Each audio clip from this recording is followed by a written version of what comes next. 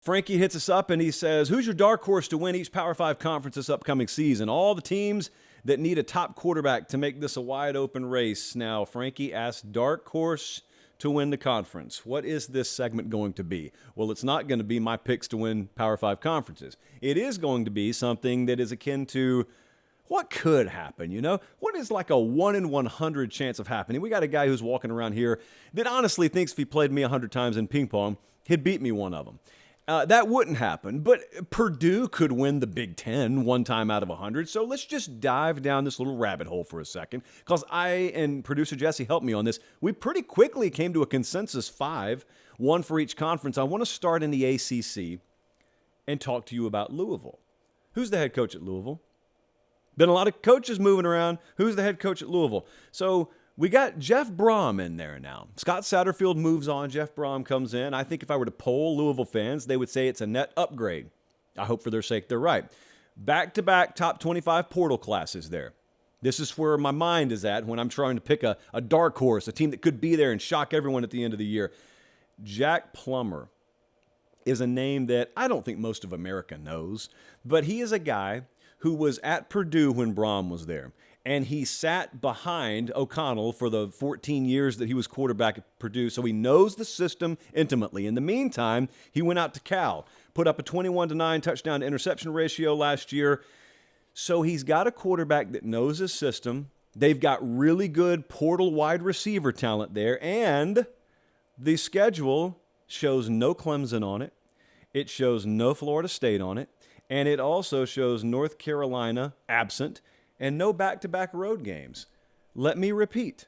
Louisville's going to play a 2023 schedule in conference that faces no Clemson, no Florida State, no North Carolina, and they have no back-to-back road games. That has dark horse written all over it, even with a first-year coach. Next up, let's go to the Southeastern Conference. We had a lot of infighting today when we were trying to, as a staff, because I seek input as long as it validates what I already think. I value it. I sought input. And some people were on the same page with me and some people were not. And we gave serious consideration to South Carolina here. But I ended up going with Missouri. I knew it was going to be an SEC East team, and I went with Missouri. So Missouri is number 9 in returning production this upcoming year. Had Eli Drinkwitz on the College Football Today show recently that you can see on the 24/7 Sports YouTube channel at 4 Central Time, which is 5 Eastern every day. And he talked about how it's really nice that they finally got into a place where they feel like they can retain talent. Luther Burden is a perfect example of a big-time receiver talent that goes to Missouri, and he's still at Missouri, and they should feature him heavily this year. And he talked about the ability to develop guys for the NFL at Missouri. It's a really important selling point.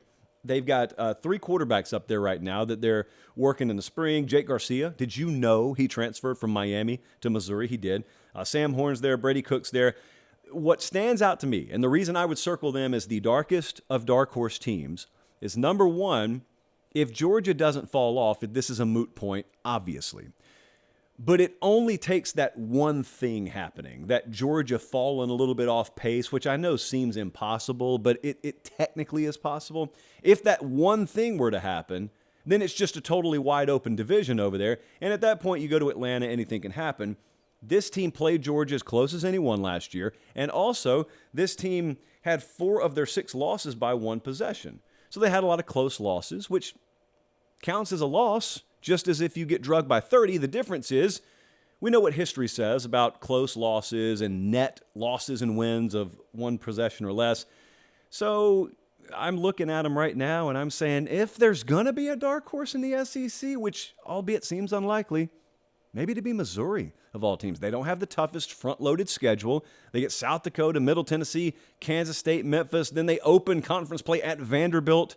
They do not play Alabama. They do not play Texas A&M, I don't think. So they get LSU at home.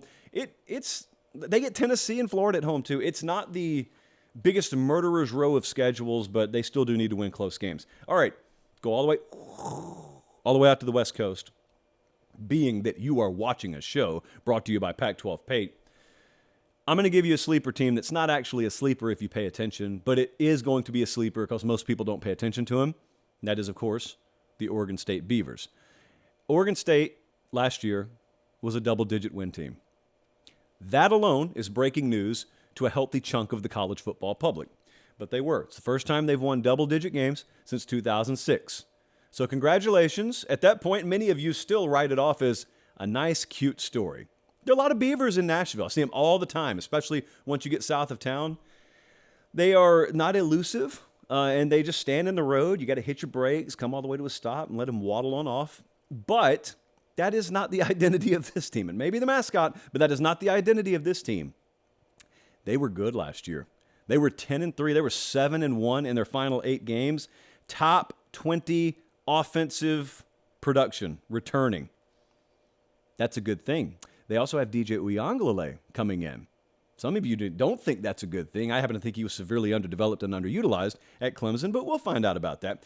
They are overshadowed by Oregon, which is always going to make them a dark horse. Even if they had multiple years stacked on top of each other, they would still be viewed as a dark horse out there. They had a top 35 defense last year. Also, the schedule, this is very important when trying to determine a dark horse.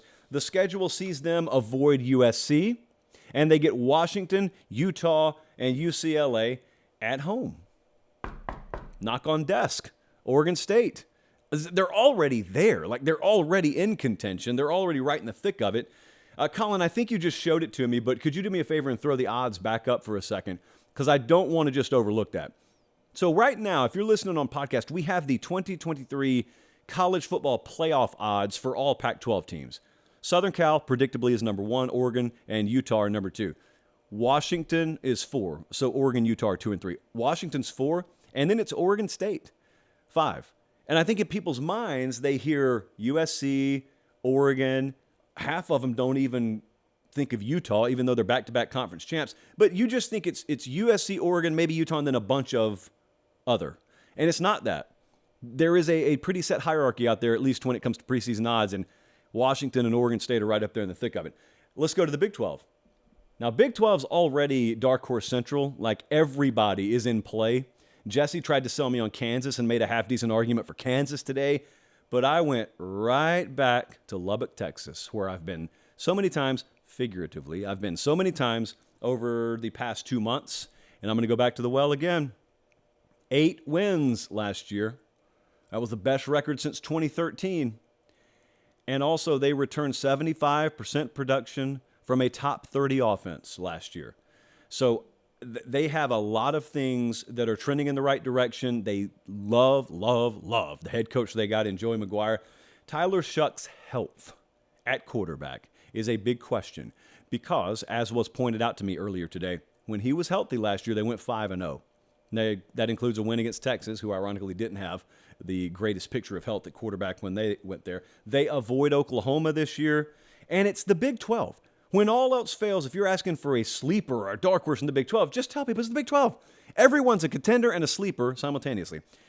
And also, their schedule this year, they open at Wyoming, and then they get Oregon in week 2. And I'm telling you, I don't think it's going to be on many radars when people do those top 10 out-of-conference games, you know.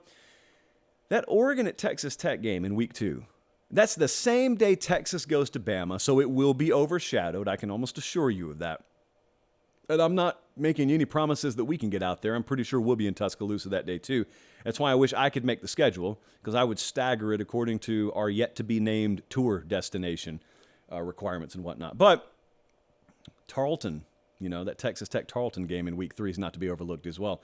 But then they get into conference play, and you see, as I said, there is no Oklahoma on that schedule, and they go to Texas at the very end of the year. Lastly, we go up to the Big Ten, and this one is Wisconsin. I don't really care that they have a new head coach there. In fact, them having a new head coach there is all the more reason for me to say, yeah, Wisconsin with the right leadership absolutely could be a dark horse contender up there in the Big Ten.